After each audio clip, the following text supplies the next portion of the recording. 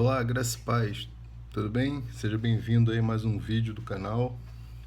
Hoje vamos falar, continuando aí nosso estudo das Epístolas Paulinas, hoje falando do capítulo 8 da primeira carta aos Coríntios, a igreja de Corinto, a igreja em Corinto, e capítulo 7, que eu tô com ela aberta aqui no capítulo 8, mas vamos falar do capítulo 7, ok?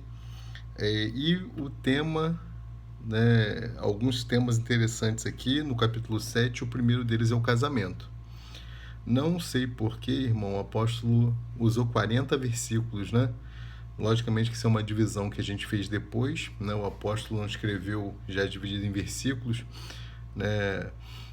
Os nossos escritores, os nossos tradutores, e as nossas editoras, a fim de facilitar a nossa vida, foram dividindo aí em versículos, até para a localização do texto, Mas esse texto era escrito de maneira direta, sem divisões, o texto todo.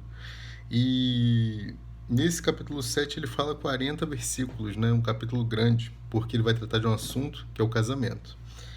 Tá? E alguns outros assuntos também serão tratados aqui, não só o casamento, mas ele vai tratar do casamento, ele vai tratar também,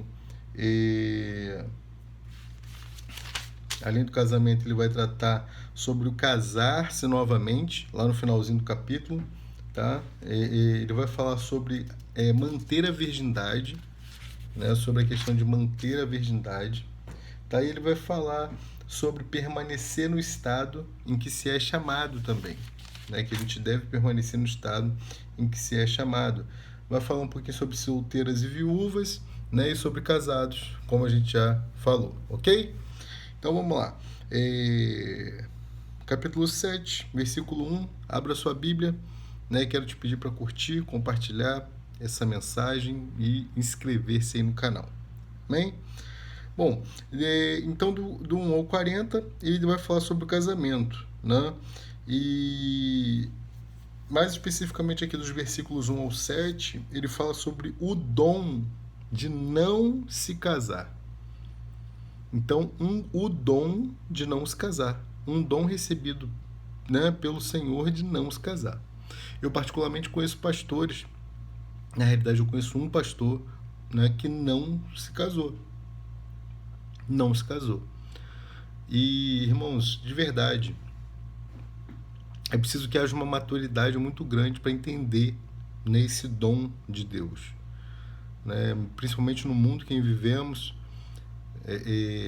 recheado de coisas que vão agir diretamente na nossa concupiscência da carne, Então você se manter, sem se casar é um dom, realmente. Então, quinto problema que o apóstolo vai tratar nessa carta, primeira carta aos Coríntios, é o casamento, Ué, Rafael, mas é um problema? Calma, irmão, calma. Um problema acerca do casamento, não o casamento em si, tá? Fica triste não. Ok? Versículo 1, vamos lá. Capítulo 7, versículo 1. Olha o que ele vai falar. Ora, quanto às coisas que me escrevestes, bom seria que o homem não tocasse em mulher. Então, de cara, ele já está falando. Quanto às coisas que me escrevestes, bom seria que o homem não tocasse em mulher. Ele está falando isso baseado em quê? No capítulo anterior, dos versículos 12 ao 20, que ele vai falar que todas as coisas me são lícitas, mas nem todas as coisas me convêm, Todas as coisas me são lícitas, mas eu não me deixarei dominar por nenhuma. E a gente sabe que o casamento é uma dominação completa, principalmente em relação ao homem, certo? Brincadeiras à parte, é isso que o apóstolo está falando, tá? Em relação a essa questão, que seria bom. A gente precisa entender, falando mais especificamente desse contexto aqui de Coríntios, que eles estavam ali aguardando, a gente vai ver isso um pouquinho mais à frente, eles estavam, assim, na iminência na cabeça deles da segunda vinda de Jesus.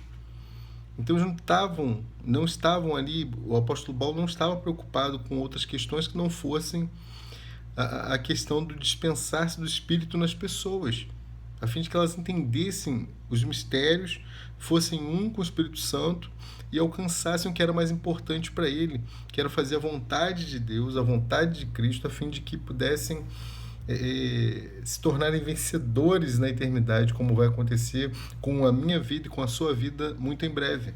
Amém? Versículo 2. Mas por causa da fornicação, cada um tem a sua própria mulher, né? E cada uma tem o seu próprio marido.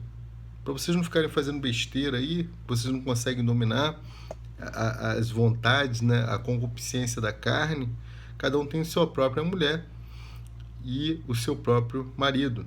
Versículo 3. O marido pague à mulher a devida benevolência, e da mesma sorte, da mesma forma, a mulher ao marido. Né? A gente vê isso em Efésios 5:25, né? Quando ele fala: maridos, amem as suas esposas como Cristo amou a igreja. Você pode ver isso também, né, em detalhes em 1 Pedro, capítulo 3, versículo 7. Versículo 4. A mulher não tem poder sobre o seu corpo, né, sobre o seu próprio corpo, mas tem-no o marido. E também, da mesma maneira, o marido não tem poder sobre o seu próprio corpo, mas tendo a mulher. Né? Mas tendo a mulher. Então não é só a questão do marido ter domínio sobre o corpo da mulher, mas o contrário também é válido. Ok? Deixa eu melhorar isso aqui rapidinho. Isso, ótimo. Então aí é uma via de mão dupla, tá? A gente numa sociedade um tanto quanto machista, né? A gente só associa a questão do domínio da mulher, do homem em relação ao corpo da mulher, mas não. Em relação ao casamento, são iguais em direito, ok? Se você voltar lá em Efésios, eu falei Efésios 5:25 em relação à questão dos maridos amarem suas esposas, mas se você voltar ali, Efésios 5:22, você vai ver essa questão, né, também da mulher não ter poder sobre o próprio corpo, bem como o marido também não ter. Tá? 1 Pedro 3:1 também vai falar sobre isso, ok? Versículo 5. Não vos priveis um do outro, senão por consentimento mútuo, por algum tempo, para vos aplicardes ao jejum e à oração. E depois ajuntai-vos outra vez, para que Satanás não vos tente pela vossa intemperança. Essa palavra intemperança, a gente vê descrita lá em Mateus 23:25. Deixa eu mostrar para vocês. Mateus 23:25. Olha lá. Mateus 23:25. Cristo vai falar, ó: ai de vós, escribas e fariseus hipócritas, pois que limpais o exterior do copo e do prato, mas o interior está cheio de rapina e de intemperança. Tá? É a mesma palavra, a mesma tradução. Bom, esse versículo 5, ele fala, né? Se houver consentimento mútuo, né, quando vocês forem entrar num propósito de jejum, né, de oração, estejam focados nisso. Então, a gente entra em oração hoje de qualquer maneira, mas não, a nossa questão de orar, nós devemos estar livres de pessoas, né, livres de assuntos, coisas, preocupações. As pessoas pensam que elas podem se conectar com Deus em oração sem abrir mão né, na sua mente das coisas que nos assoberbam, né? E não é assim, ok? Versículo 6. Digo, porém, isto como que por permissão e não por mandamento. Então não tem mandamento aqui acerca do que Paulo está falando. E já vou explicar isso para vocês, e é tremendo. Porque quereria, versículo 7, que todos os homens fossem como eu, mas cada um tem de Deus o seu próprio dom. Novamente, Mateus 19, do 10 ao 12, tá? Um de uma maneira e o outro de outra. Então ele está se referindo assim, olha, eu tenho o dom de Deus de não me casar, de conseguir, né, não me casar, mas cada um tem o seu próprio dom. tá? Então Paulo está falando assim, eu sou absoluto para o Senhor nesse período em que nós aguardamos, estamos aqui na iminência da volta dele. Versículo 8.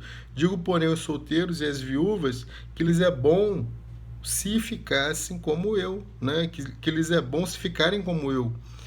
Interessante que Paulo, né, aqui no início, né, do seu ministério, ele dá esse conselho, né? Que seria bom que as viúvas e os solteiros ficassem como ele. Só que no decorrer da coisa, ele vai vendo tanto problema que isso gera, né, em relação às viúvas e os solteiros, que no final, né, depois, né, ele vai falar para os jovens e para as viúvas casarem. Vê lá 1 Timóteo 5, dos versículos 11 ao 15. Então ele mudou de opinião, tamanha quantidade de problemas que ele viu no decorrer né, do seu ministério ali em relação a esse primeiro direcionamento, tá? Versículo 9. Mas se não podem conter-se, casem-se, porque é melhor casar do que arder. Versículo 10. Todavia, ao casado mando, não eu, mas o Senhor, que a mulher não se aparte do marido. Interessante agora isso aqui que eu queria falar para vocês, né? No Antigo Testamento, a gente vê, né, sempre o Senhor falando através dos profetas. Então, é o assim diz o Senhor, né? Que é usado até hoje em muitas igrejas, né? Assim diz o Senhor. Só que isso é uma citação do Antigo Testamento. Você vê lá Isaías 10, 24, né? Isaías 50, versículo 1, Jeremias 2, tá? Versículo 2, Ezequiel 2, 4. Então, no Antigo Testamento, os profetas recebiam uma palavra de Deus e o único trabalho deles era transmitir essa palavra. Agora, no Novo Testamento, a gente vê que o apóstolo Paulo está falando aqui, ó, mando não eu, mas o Senhor. Observa que ele vem numa narrativa, né? E aí ele está mandando por quê? E por que ele pode fazer isso? Porque não é ele que fala, mas é o Senhor, através do seu Espírito, que fundiu o seu Espírito de Paulo, né? Então, o que fala e o Senhor são um. Ok? Vamos ver isso em outras passagens aqui, né? Versículo 11. Se, porém, se apartar, que fique sem casar, ou que se reconcilie com o marido, e que o marido não deixe a mulher. Né? Então, uma coisa linkada à outra aqui. Temos situações em que o marido saiu de casa, né? Mas qual é a questão da mulher aqui enquanto não divorciada? Anelar, esperar pela reconciliação, né? Por mais difícil que isso pareça, tá? Versículo 12. Versículo 12. Deixa eu botar isso aqui para cá. Só um minuto. Versículo 12. Acompanhe aí. Mas aos outros digo eu, não o Senhor. Olha que interessante. Se algum irmão tem mulher descrente e ela consente em habitar com ele, não a deixe.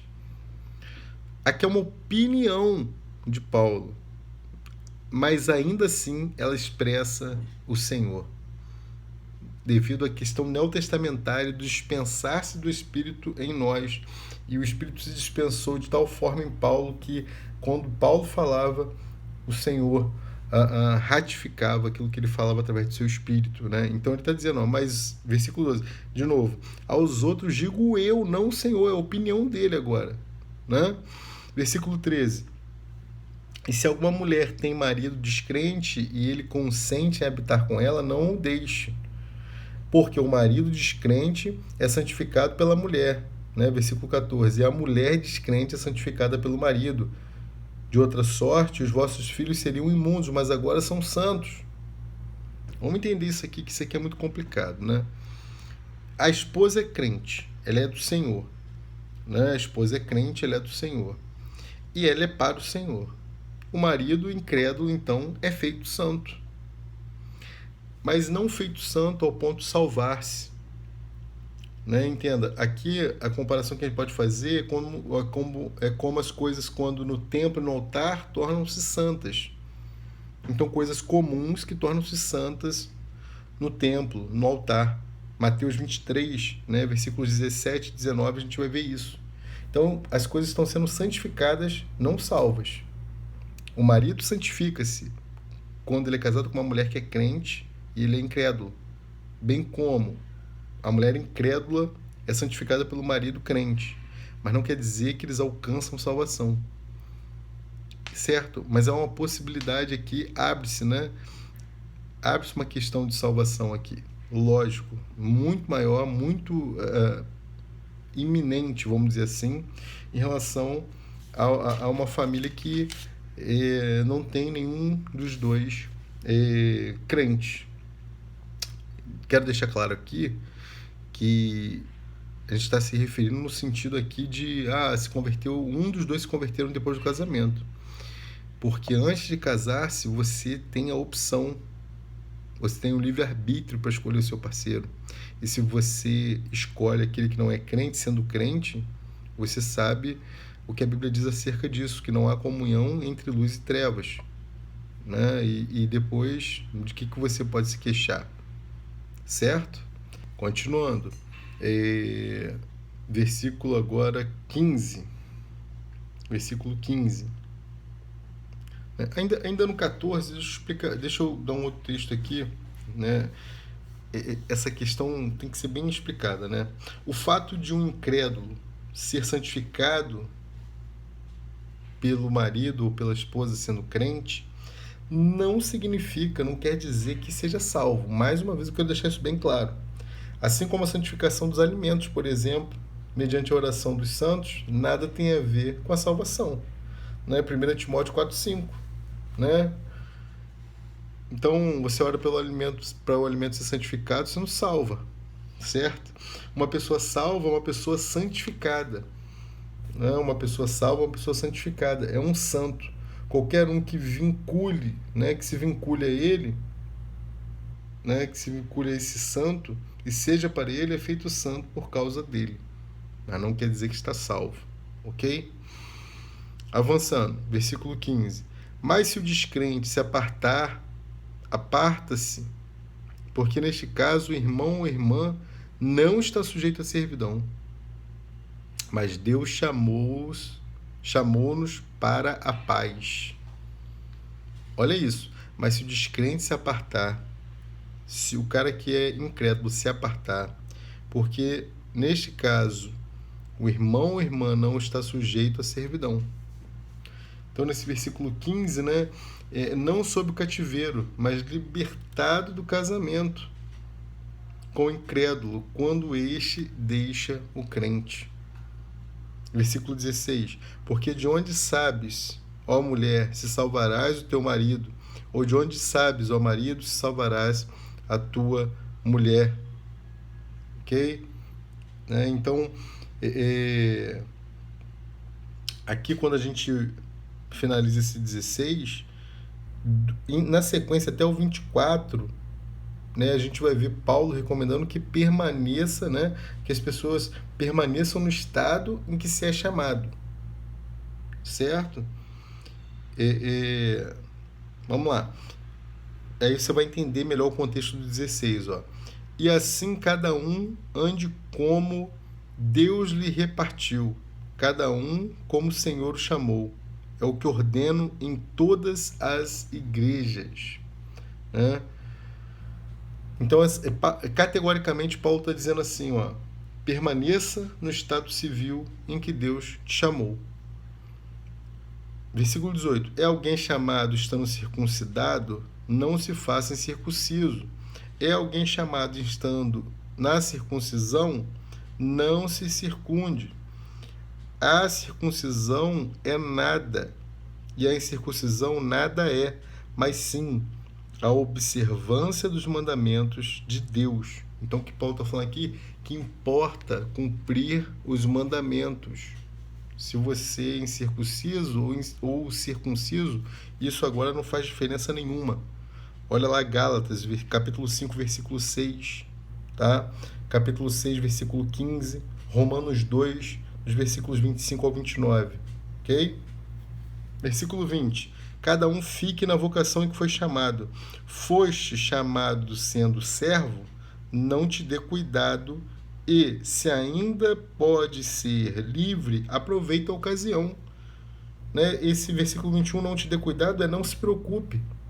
Foi chamado como servo, não se preocupe. Continue sendo servo do Senhor. Né? Então, 2 Coríntios 12, 9 vai abordar bem isso aqui. Versículo 22. Porque o que é chamado pelo Senhor sendo servo é liberto do Senhor. Da mesma, né, da mesma maneira também o que é chamado sendo livre vira servo, né? Servo é de Cristo. Versículo 23. Fostes comprados por bom preço, né, por preço de sangue. Não vos façais servos dos homens. Versículo 24. Irmãos, cada um fique diante de Deus no estado em que foi chamado. Entenda, a mudança que importa para nós é a mudança interior, não exterior. Não é a capa. As pessoas estão muito preocupadas em mudar a aparência e não se preocupam em mudar aquilo que importa para o Senhor. Certo? E aí agora do 25 ao 38 ele vai falar da questão da virgindade. Olha lá. Ora, quanto às virgens, não tem o mandamento. Né? Não tem o mandamento do Senhor. Dou, porém, o meu parecer, como quem tem alcançado misericórdia do Senhor para ser fiel. Pegou? Versículo 26. Né? Então aqui, antes, no 25, Paulo está dando a opinião dele. Versículo que a gente já viu que é a opinião de Deus. Versículo 26. Tenho posto por bom, por causa da instante necessidade, que é bom para o homem estar assim. Ou seja, é bom para o homem manter-se virgem, por quê? Porque nós estamos na iminência da volta de Cristo. Os apóstolos achavam que Cristo voltaria a qualquer momento. Como nós devemos manter as nossas vidas assim. Nós não podemos viver como se Cristo não fosse voltar. Certo? Versículo 27. Estás ligado à mulher? Não busca separar-te. Estás livre de mulher? Não busques mulher. Mas se te casares, não pecas. E se a virgem se casar, não peca. Todavia, as tais terão tribulações na carne, e eu quereria poupar-vos. Isto, porém, vos digo, irmãos, que o tempo se abrevia. Olha aí a questão da volta de Cristo. O que resta é que também os que têm mulheres sejam como se não as tivessem. Né? Mateus 24, 36. Né? A questão da abreviação do tempo. Versículo 30. E os que choram como se não chorassem, e os que folgam como se não folgassem, e os que compram como se não possuíssem, e os que usam deste mundo como se dele não abusassem, porque a aparência deste mundo passa. E bem quisera eu, versículo 32, que estivesses sem cuidado. O solteiro cuida das coisas do Senhor, em como há de agradar ao Senhor. Mas o que é casado cuida das coisas do mundo, em como há de agradar a mulher. Há diferença entre a mulher casada e a virgem. A solteira cuida das coisas do Senhor, para ser santa, tanto no corpo como no espírito. Porém, a casada cuida das coisas do mundo, em que há de agradar o marido. Então, aqui a gente tira um conselho poderoso de Paulo. Você, homem, você, mulher solteira, trate de cuidar das coisas do Senhor. É o melhor tempo para você fazer isso. É o melhor tempo da sua vida para que você cuide das coisas do Senhor. O problema é que nós vivemos a nossa solteirice pensando em casar. Né? E aí a gente começa a inverter as coisas. E eu falo isso porque nós passamos por esse processo, é normal. Né? Mas o que o apóstolo Paulo está falando aqui é muito claro. E é natural que você, depois de casado, tenha outras coisas para fazer e cuidar. Então, não é que você vai abandonar as coisas do Senhor. Pelo contrário, você vai continuar se dedicando. Mas agora você tem outras coisas para cuidar também.